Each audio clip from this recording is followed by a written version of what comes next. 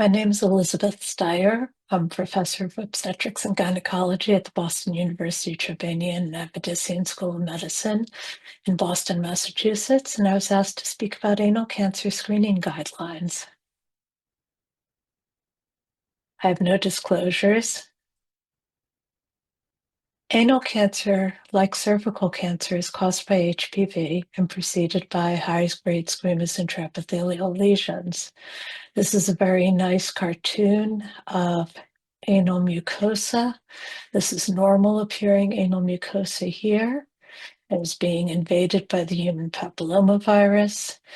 With the infection, it can become high-grade squamous intraepithelial lesions, which, if unchecked, have a chance of becoming invasive cancer. Risk factors for anal cancer are the same as risk factors for anal HPV and include immunosuppression, history of anal intercourse, which is not necessary, prior HPV-associated disease, and smoking. And keeping that in mind, these are the populations that are at highest risk for anal cancer. And the highest risk are in the upper left-hand side, where we have men who have sex with men with HIV, and especially those of age 60 and higher. Median age of anal cancer in men is age 62. Of note, it is a disease of older people. In addition, other people with high risk factors are MSM without HIV, who are ages 45 and over. Others with HIV who are ages 45 and older, both men and women. Women with a history of vulvar cancer or precancer, and both men and women who are at least 10 years out from solid organ transplants, especially kidney transplant.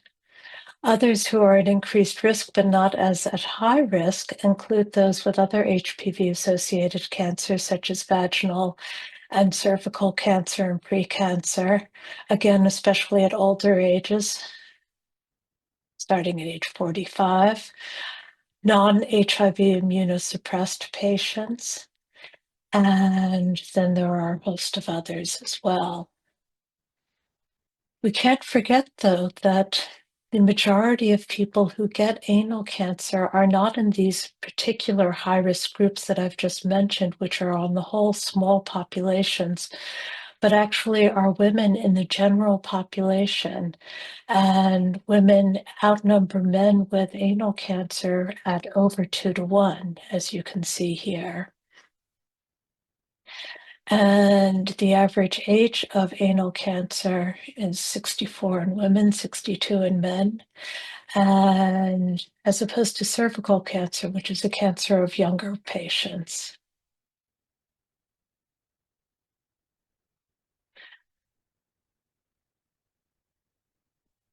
The other data that has come out in the past couple of years is from the findings from the ANCHOR trial, the anal HSIL high-grade outcomes research trial, which demonstrated that treatment of anal HSIL is effective at reducing the incidence of anal cancer in HIV-infected men and women.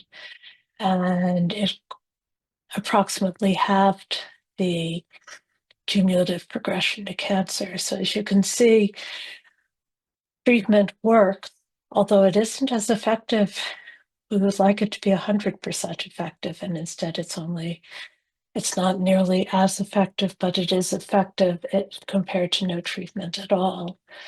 And so with the knowledge of the people at risk for anal cancer, as well as that treatment of anal cancer precursors prevents progression to cancer,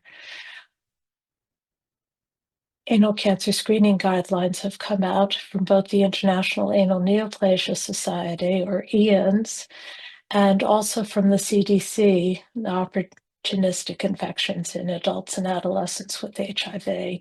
And I'm only going to talk about the IANS guidelines today. However, the CDC guidelines, the recommendations for screening do they do recommend screening for the same patient populations of those living with HIV. What are the goals of screening? It's to find early cancer and to find anal cancer precursors, namely anal H-cells, such that we can treat the precancer and prevent it from becoming cancer, and thereby prevent cancer in high-risk populations. Who do we want to screen? Well, as outlined in the grid that I had shown you, the dot plot, MSM and trans women with HIV starting at age 35, and all others with HIV starting at age 45. Men who have sex with men and trans women not with HIV starting at age 45. History of vulvar cancer, precancer within a year of diagnosis, and transplant recipients at 10 years post-transplant. We also outlined another group, other sets of groups that are at increased risk for cancer, but their risk of cancer is not nearly as high as in risk category A. And these are risk category B, and they include patients with a history of cervical vaginal cancer and HSIL, perianal warts, persistent HPV-16, and other causes of immunosuppression. And for all of these groups, we recommend shared decision-making starting at age 45. Shared decision-making being making an optimal decision together with the patient and the provider. And this is only provided there is adequate facilities for high-resolution anoscopy should there be positive screens. We know that there's limited capacity for high-resolution anoscopy, and we feel that category A should always be prioritized. How do we screen? With history, we ask for symptoms of bleeding, pain, itching, or a mass.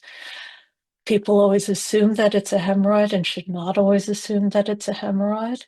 Visual inspection, screening with the anal pap test and or HPV testing, as well as the digital anal rectal exam.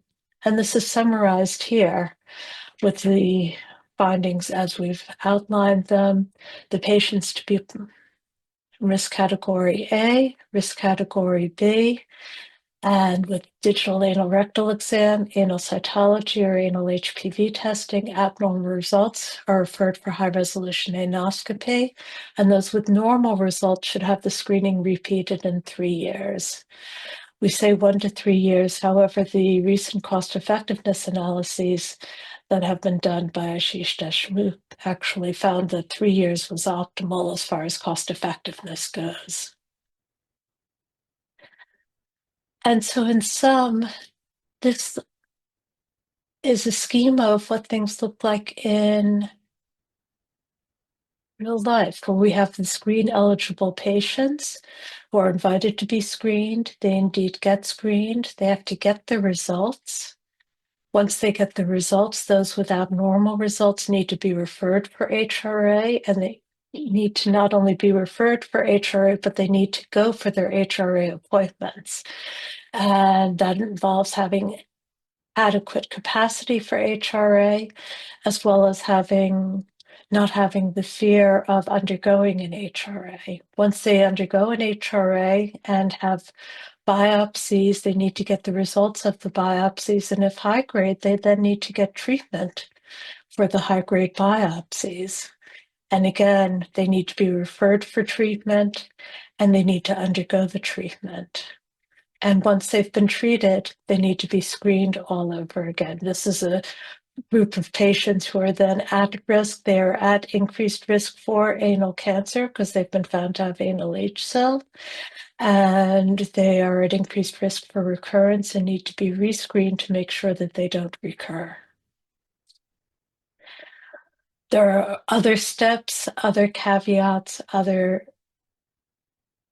things involved. We need to find better biomarkers. We need to figure out how to reach those who are at risk for anal cancer, but at low risk but still at risk, and need to identify those who need to be screened so that we can prevent anal cancer.